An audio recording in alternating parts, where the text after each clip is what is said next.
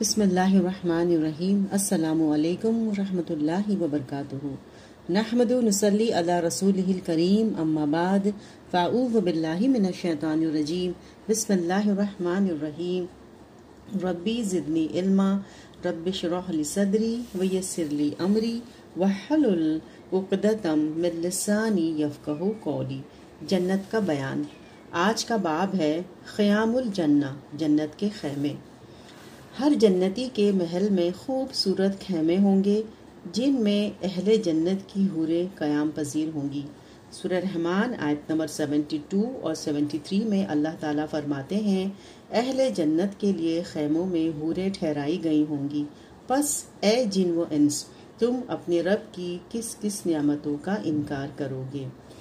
جنت کا ہر خیمہ 60 میل یعنی 60 میل چوڑے خوبصورت موتی کو اندر سے تراش کر بنایا گیا ہوگا۔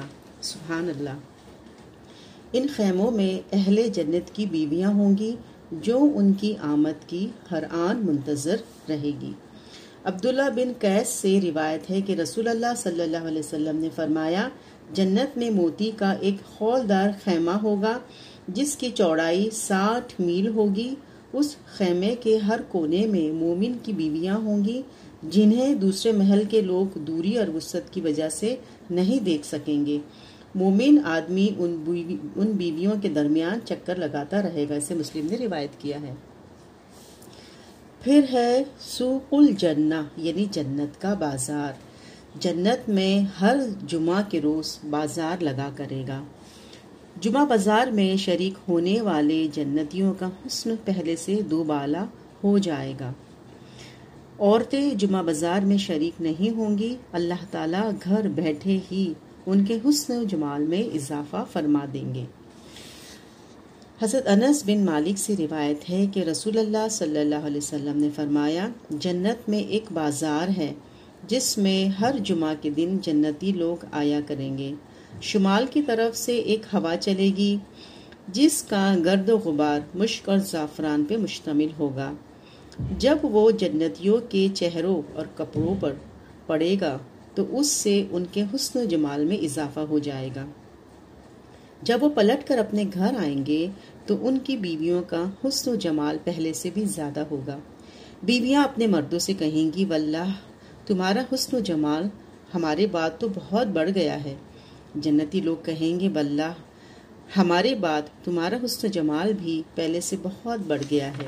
اسے مسلم نے روایت کیا ہے۔ بسم اللہ الرحمن الرحیم۔ السلام علیکم ورحمۃ اللہ وبرکاتہ۔ نحمد و نصلی علی رسولہ الکریم، اما بعد، فاعوذ باللہ من الشیطان الرجیم، بسم اللہ الرحمن الرحیم۔ ربی زدنی علما، رب اشرح لی صدری ویسر لی امری واحلل عقدۃ من لسانی یفقہوا قولی۔ جہنم کا بیان۔ آج کا باب ہے حال اہل النار، جہنمیوں کا حال۔ جہنم کے عذاب کی وجہ سے جہنمی اونچی اونچی خوفناک آوازیں نکالیں گے اور ایسا شور و غل ہوگا کہ کانوں پڑی آواز سنائی نہیں دے گی۔ سورہ انبیاء آیت نمبر 100 میں اللہ تعالیٰ فرماتے ہیں کہ جہنم میں کافر پھنکارے ماریں گے اور حال یہ ہوگا کہ وہاں کان پڑی آواز سنائی نہیں دے گی۔ پھر جہنم میں جہنمیوں کو نہ تو موت ہی آئے گی نہ ان کے عذاب میں کوئی کمی کی جائے گی۔ سورہ فاطر آیت نمبر 36۔ اور جن لوگوں نے کفر کیا ہے ان کے لیے جہنم کی آگ ہے، نہ ان کا قصہ پاک کیا جائے گا کہ مر جائیں، نہ ان کے لیے جہنم کے عذاب میں کوئی کمی کی جائے گی۔ پھر جہنمیوں کے جسم کی کھال جیسے ہی گل سڑ جائے گی، اس کی جگہ نئی کھال پیدا کر دی جائے گی تاکہ وہ مسلسل عذاب میں مبتلا رہیں۔ سورہ نساء آیت نمبر 56 میں ہے، جن لوگوں نے ہماری آیتوں کا انکار کیا ہے انہیں ہم جلد ہی آگ میں جھونک دیں گے۔ جیسے ہی ان کے جسم کی کھال گل سڑ جائے گی ویسے ہی ہم اس کی جگہ دوسری کھال پیدا کر دیں گے تاکہ وہ خوب عذاب کا مزہ چکیں۔ بے شک اللہ اپنے ارادے پر غالب اور حکمت والا ہے۔ پھر جہنمیوں کے چہرے کالے سیاہ ہوں گے۔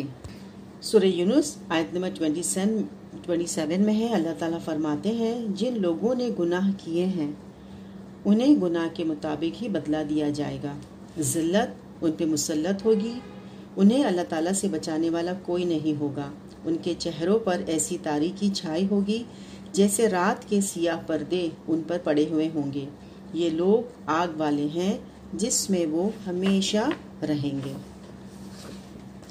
سورہ زمر آیت نمبر 60 میں آتا ہے، اللہ تعالیٰ فرماتے ہیں جن لوگوں نے اللہ تعالیٰ پہ جھوٹ باندھا ہے ان کے چہرے قیامت کے روز کالے ہوں گے، کیا جہنم میں متکبروں کے لیے جگہ کافی نہیں ہے؟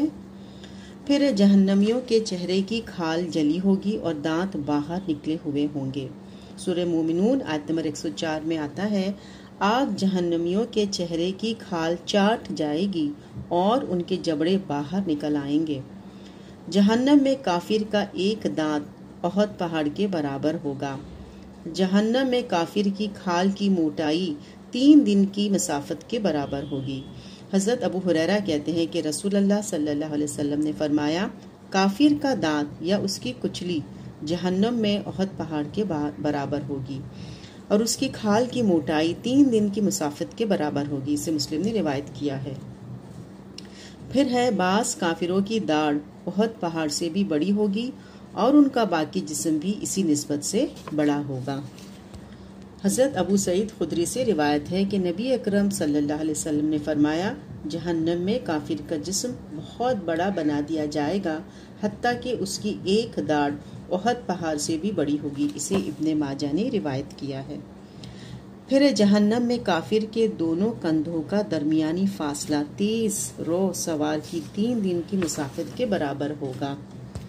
حضرت ابو ہریرہ سے روایت کرتے ہیں، رسول اللہ صلی اللہ علیہ وسلم نے فرمایا، کافر کے دونوں کندھوں کے درمیان تیز رو سوار کے 3 دنوں کی مسافت کے برابر فاصلہ ہوگا، اسے مسلم نے روایت کیا ہے۔ پھر بعض کافروں کے کان اور کندھے کے درمیان 70 سال کا فاصلہ ہوگا اور ان کے جسم میں خون اور پیپ کی وادیاں بہہ رہی ہوں گی۔ حضرت مجاہد کہتے ہیں کہ حضرت عبداللہ بن عباس سے مجھ سے دریافت کیا، کیا تمہیں جہنم کی وسعت کا علم ہے؟ میں نے عرض کیا، نہیں۔ حضرت عبداللہ نے فرمایا، ہاں واللہ تم نہیں جانتے، سنو، جہنمی کے کان کی لو سے لے کر کندھے تک 70 سال کی مسافت کا فاصلہ ہوگا جس کے درمیان پیپ اور خون کی وادیاں بہیں گی۔ میں نے عرض کیا، کیا نہریں بہیں گی؟ حضرت عبداللہ بن عباس نے فرمایا، نہیں بلکہ وادیاں نہروں سے زیادہ وسیع بہیں گی، اسے ابو نعیم نے یہ میں روایت کیا ہے۔ جہنم میں کافر کی کھال کی موٹائی 42 ہاتھ 63 فیٹ ہوگی، ایک دانت احد پہاڑ کے برابر ہوگا اور اس کے بیٹھنے کی جگہ مکہ مدینہ کے درمیان مسافت کے برابر ہوگی، یعنی 410 کلومیٹر۔ حضرت ابو ہریرہ سے روایت ہے کہ نبی اکرم صلی اللہ علیہ وسلم نے فرمایا، جہنم میں کافر کی کھال کی موٹائی 42 ہاتھ ہوگی، ایک دانت احد پہاڑ کے برابر ہوگا اور اس کے بیٹھنے کی جگہ مکہ اور مدینہ کے درمیانی فاصلے کے برابر ہوگی، اسے ترمذی نے روایت کیا ہے۔ پھر جہنمیوں کا ایک بازو بیدا پہاڑ کے برابر اور ران ورقان پہاڑ کے برابر ہوگی۔ حضرت ابو ہریرہ کہتے ہیں کہ رسول اللہ صلی اللہ علیہ وسلم نے فرمایا، قیامت کے روز کافر کی داڑھ احد پہاڑ کے برابر ہوگی اور اس کی کھال کی موٹائی 70 ہاتھ تقریباً 100 فٹ، اس کا بازو بیدا پہاڑ کے برابر اور ران ورقان پہاڑ کے برابر ہوگی، اس کے بیٹھنے کی جگہ اتنی ہوگی جتنی میرے اور ربضہ گاؤں کے درمیان فاصلہ ہے۔ وضاحت: مختلف احادیث میں جہنم کے حالات مختلف بیان فرمائے گئے ہیں۔ کئی کھال کی موٹائی 42 ہاتھ تقریباً 60 فیٹ، کئی کھال کی موٹائی 70 ہاتھ تقریباً 100 فٹ بیان کی گئی ہے۔ یہ فرق جہنمیوں کے گناہوں اور جرائم کے مطابق ہوگا۔ پھر ہے بعض کافروں کا جسم اتنا بڑا کر دیا جائے گا کہ وہ وسیع و عریض جہنم کے ایک کونے میں سما جائیں گے۔ حضرت حارث بن عکیش سے روایت ہے کہ رسول اللہ صلی اللہ علیہ وسلم نے فرمایا، میری امت میں سے بعض لوگ ایسے ہوں گے جنہیں جہنم میں ڈالنے کے لیے اتنا بڑا کر دیا جائے گا کہ وہ جہنم کا ایک کونا ہوں گے، یعنی ایک کونے میں سما جائیں گے۔ اسے ابن ماجہ نے روایت کیا ہے۔ پھر ہے متکبر لوگوں کو جہنم میں چونٹیوں کی مانند حقیر جسم دیا جائے گا۔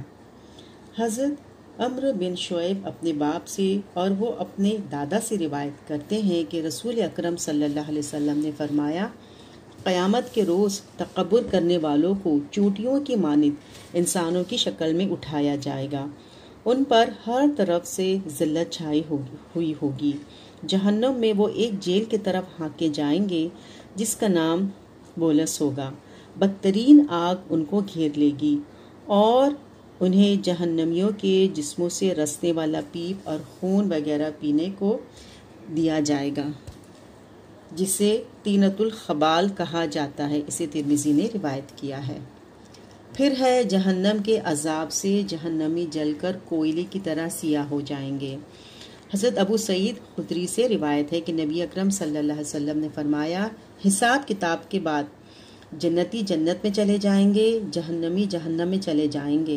پھر اللہ تعالیٰ جب چاہے گا ارشاد فرمائے گا، جس آدمی کے دل میں رائی کے دانے کے برابر ایمان ہے اسے بھی جہنم سے نکال دو۔ چنانچہ جہنمی نکالے جائیں گے اور وہ جل کر کوئلے کی طرح سیاہ ہو چکے ہوں گے۔ پھر وہ نہر برسات یا نہر حیات، حدیث کے راوی امام مالک کو شک کہ نہر برسات ہے یا نہر حیات میں ڈالے جائیں گے، جس سے وہ یوں نئے سرے سے اگ آئیں گے جیسے کسی ندی کے کنارے دانہ اگ آتا ہے۔ پھر آپ صلی اللہ علیہ وسلم نے فرمایا، کیا تم نے دیکھا نہیں کہ ندی کے کنارے دانہ کیسا خوبصورت زرد زرد اور لپٹا ہوا اگتا ہے؟ اسے بخاری نے روایت کیا ہے۔ پھر جہنمی جہنم میں اس قدر آنسو بہائیں گے کہ ان میں کشتیاں چلائی جا سکیں گی۔ اللہ اکبر۔ حضرت عبداللہ بن قیس سے روایت ہے کہ رسول صلی اللہ علیہ وسلم نے فرمایا، جہنمی اس قدر روئیں گے کہ اگر ان کے آنسوؤں میں کشتیاں چلائی جائیں تو چلنے لگے۔ آنسو ختم ہو جائیں گے تو جہنمی خون کے آنسو بہائیں گے، یعنی پانی کے آنسوؤں کی جگہ۔ اسے حاکم نے روایت کیا ہے۔